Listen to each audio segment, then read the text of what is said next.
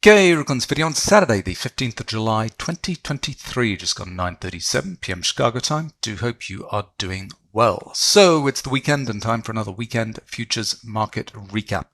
We're going to go through 15 of the largest futures markets and I'll show you what I am seeing on my charts. We had a great week's trading this week. Market rallied high, but the theme in this video is going to be RAMBO patterns everywhere because they're cropping up on all of the time frames and all of the indices, and I'm going to show you those with the E-mini, the NASDAQ and the Dow futures. So a RAMBO pattern, just for a reminder, stands for a potential reversal of an amateur breakout, and it's a potential reversal. We need confirmation. RAMBO stands for reversal of amateur, AM, and BO for breakout or breakdown, because we see these patterns at highs and at lows. And it just shows that the amateurs are leading the way to new highs and new lows, and they're a little bit suspect when the amateurs are leading the charge. We need professionals to be showing us the way. And this week, at the end of the week, we had RAMBO patterns all over the show. So this is the E-mini chart. This one is the at ES chart, which is the day and night session. And the reason I pulled this one up is it's got a triple RAMBO pattern into these highs here.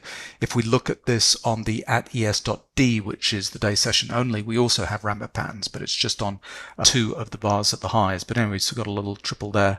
And the last time we had RAMBO patterns on the index chart, on this one at least, was again marked an important high. It dropped off pretty hard from here. I always talk about the amateur bar sequence as being important. It's the lows of this amateur bar sequence that needs to get broken for confirmation.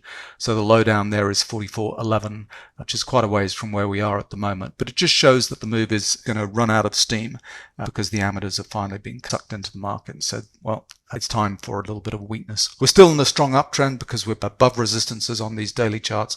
These patterns have all got to play themselves out in terms of pullback to end of trends.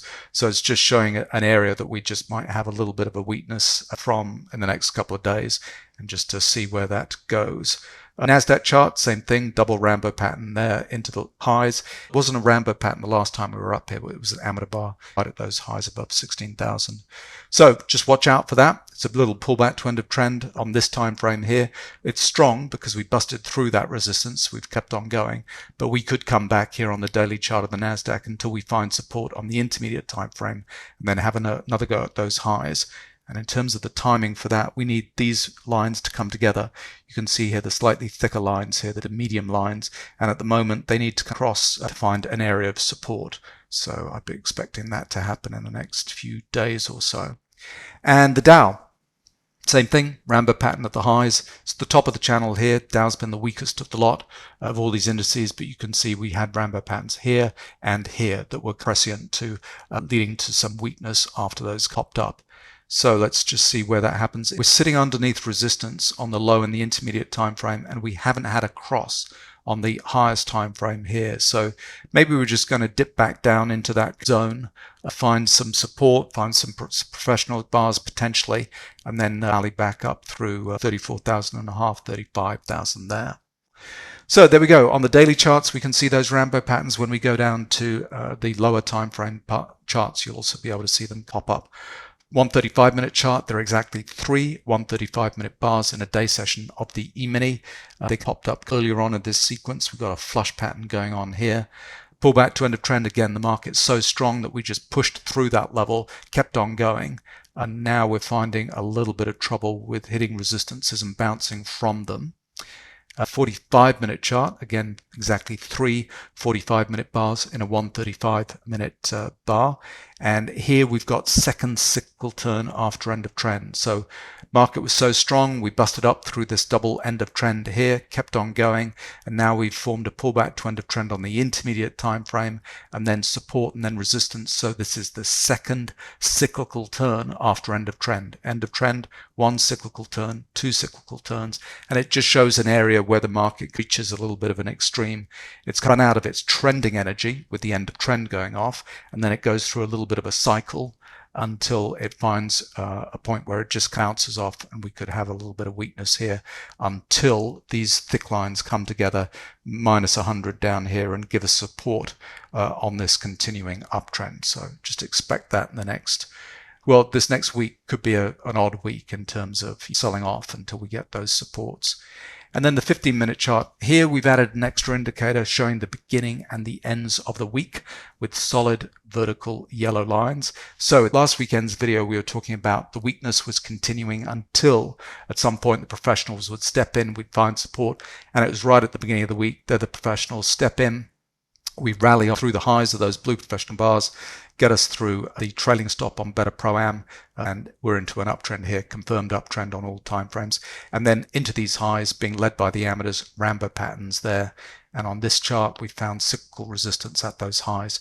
So I know it's not exhaustion buy here because that was exhaustion buy getting the move going. So maybe we're going to go through a little bit of an exhaustion pattern Monday into Tuesday potentially, and then find that weakness from there. But that's what I'd be looking for in the next few days. And then finally down to the tip bar charts, the 13,500 tip bar chart. Here we use the day and the night session, so it's at ES rather than at ES.D. And here this gives us their night sessions, and here we had a nice pattern. The weakness that we had last weekend that we were selling off got caught by RAMBO patterns right here. So this is the amateurs expecting a sell-off. They're selling down at this point here. We get a RAMBO pattern, we bounce straight off it, and then they're taken out on their stops here. That's a RAMBO to RAMBO channel, and they decide to go long into that move into here. Again, always look for the lows of the amateur bar sequence as important places that need to get broken to show an actual reversal. So this one just bounced off those lows, kept on going. The professionals joined in, push it even higher. Got a RAMBO pattern here. Again, the low of those amateur bars does not get broken, so we keep on pushing higher until we finally get the amateur bars, and the lows of that amateur sequence with RAMBO patterns does get broken, and so we're weak at this point. So we've had exhaustion buy, bearish divergence. This one was by the zero line, so expect another flush pattern to crop up here as we signal. We've had pullback to end of trend on the lowest time frame, followed by pullback to end of trend on the intermediate time frame, and it again was so strong we kept on pushing up. Another pullback to end of trend on the lowest time frame, and it just showed that we've played this move out in terms of exhaustion up here, and we need to sell off until these two lines, the thicker lines here on the highest time frame on this tip bar chart, come together to find support somewhere between here and 44.71. In that zone, we'll have blue professional bars step in, and then we'll push back up with a pullback to end of trend on that highest time frame. So there we go. That's what I see on those indices charts. All kind of time frames we've just pushed to an extreme, being led by the amateurs, RAMBO patterns popping up everywhere, and it just shows that this last move finally the amateurs joined in, and they're going to likely get wrong-footed. So let's see how that plays out Monday to Tuesday. With this, maybe we'll have a final burst of activity Monday into Tuesday, and then we drop off from there. But that's what I'd be expecting for the way the week is going to play out. Maybe it's just going to go straight into some weakness Sunday night into Monday, but the rest of the week I think is going to be weak-ish. So there we go. That was the indices, the E-mini on a more traditional view with the better indicators on two panels. Let's go to the signals, and we'll go through the Forex charts first. This is the triple signal where we try and squeeze everything onto one chart with the best of the better indicators, and triple signals go off when we have all three non-correlated indicators going off together. So Better Pro-Am based on the average trade size to signal professional activity. And then we've got Better Momentum, which is a volume-based momentum indicator. And then lastly, Better Sine Wave, which is based on the price levels and support and resistance levels that are calculated there. So when all three indicators come together, we get triple signals. Now, beginning of the week, we had strength because we had blue professional bars coming in midweek last week, rallied from there. The market was nice and strong. On the little dip, the blue professional bars step in, which is good. We got a triple signal here, but that was based on an exhaustion pattern here and bearish divergence setting the move off. So that's not a classic. We need the exhaustion patterns to happen up here at the highs, if you like. So this one was in the wrong place. That's a spurious signal. We ignore that. And the market rallied super hard into the highs on the euro, which is good. We was expecting this after I showed you charts, I think last week and the week before, showing the strength in all of these markets on the highest time frame charts. Here's the British pound. So 2 weeks ago, we had a nice triple signal here. That's more like it with the traditional signal. The exhaustion buy, bullish divergence comes in, and then the signal at those lows, bang, we rally from there. We've not had exhaustion buy and bearish divergence to signal the exhaustion move yet, so we've not got a reversal signal here on the British pound, so we're still showing some strength, but I think it's maxed out for the time being. So Aussie dollar finally got taken out on my target on the Aussie dollar 68.5, and it kept on rallying to 69, so there's more in it, but all the triple signals that have gone off here have been in the opposite direction. So this move here, we had a whole family step in, but there when we tested down to 66.1, the blue professional bars step in, and then on this retrace here, that was really nice, just showing that the professionals were not taking profits up here, they were getting on that retrace here. We rallied through those highs and we kept on going there. The signal long actually popped up in the 300 tip bar chart, which is the chart that I was trading, so I'm just going to show you that here. There we go. That was it. On this little retrace here where the blue professional bars step in, that is exhaustion buying, getting the move going. Another little dip, the blue professional bars step in on the dip, bang, we keep going here, finally topping out at 69. So on the Japanese yen over the last couple of weeks, been talking about these signals being the wrong way around because we never got exhaustion sell down here at the lows. It was always exhaustion buy getting this move. So finally the Japanese yen took off, and now at these highs we're getting signals to go short on the Japanese yen. So that's all the Forex charts. E-mini chart, 13,500 tip bar chart. The strength we had 2 weeks ago led to this rally, and then this weak signal here last week wasn't a classic again because that was being signaled off that exhaustion buy and bearish divergence, and they weren't signaling up here. But we have had exhaustion sell bullish divergence. We're overbought with background in grey on better sine wave. So as soon as we drop through that trailing stop on better pro-am, we're going to get a signal short on the E-mini. And 10 years, again, nice signal this week, short at the moment because of exhaustion buy, bearish divergence, blue professional bars at those highs. And we've dropped off from there. A little bit of a stair-step trade at the moment, which is the first step down on better pro-am here. So let's see where that goes this week on 10-year notes. Precious metals, so gold signals short last week, no signals this week, no blue professional bars at those highs, although we have had exhaustion buy and bearish divergence.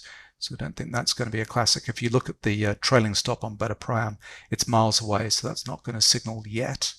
And silver could roll over at this point. We've had our exhaustion buy, bearish divergence. The stop has trailed up. We're overbought, background in grey. So let's see if we get a signal short on silver this week. And then Bitcoin. Bitcoin cannot get through 32,000. Every time we come up close to it, we have blue professional bars step in. Here, exhaustion buy, bearish divergence. And then the end of this week, we had a signal short and a nasty little drop into 30,000 down here. No blue professional bars stepped in at this point here. So let's see where Bitcoin goes this week. Crude, haven't looked at the crude chart this week. Yeah, we've got these signals last week. Short. None of these worked out. Kept on pushing up. No exhaustion buy at these highs. So unfortunately, poor signal there. Looked like a nice pattern to maybe roll over, but it never worked out. So that's crude. Natural gas, a signal long, didn't work out. Come back down into $2.50 down here at the lows. Again, not going to be a classic signal here because we don't have exhaustion sell yet. Copper, we had nice signals last week, 2 weeks ago here into these lows. Held all of these highs, and then we've run away and we've got a signal short for copper at the end of this week. So that's interesting. So maybe it's going to be a risk-off week with the equities coming off and copper coming off and potentially crude as well. And then the ags, look at this, a whole bunch of blue professional bars coming at the lows. So a couple of weeks ago we had signal short, which has worked out nicely. And now we've got exhaustion sell, bullish divergence, another exhaustion sell signal here. I'm not sure why that's not signal long, because we've had exhaustion sell, more exhaustion sell patterns down here. And we've rallied through the trailing stop and it's oversold. So might take a look at that. That's interesting that corn did not signal long at that point. Soybeans, weakness, and we keep on testing into those highs. So the last signal we had was short. At the moment we can't make up our minds. Maybe those blue professional bars stepped in on that dip this week and we're rallying from there. And then wheat signals long at the moment this week, so that's nice. A whole bunch of blue professional bars coming at those lows. Exhaustion sell, bullish divergence. Blue professional bars step in and we rally from there, so wheat is strong at the moment. So there we go. Maybe we're going to have a risk-off week this week. The equities market seemingly topped out for the time being with RAMBO patterns. That great move in the Forex charts this week, and they're potentially going to just have some profit-taking and sell-off. Bitcoin's not looking strong. Copper's not looking strong. So maybe that's going to be the theme for the week. Hope your trading is going well and looking forward to this week's trade.